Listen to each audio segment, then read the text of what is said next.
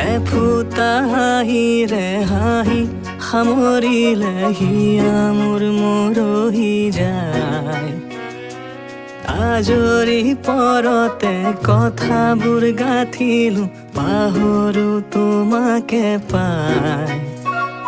মৰম কি এনেকুৱাই, মৰম কি এনেকুৱাই, মৰম কি এনেকুৱাই, মৰম কি এনেকুৱাই।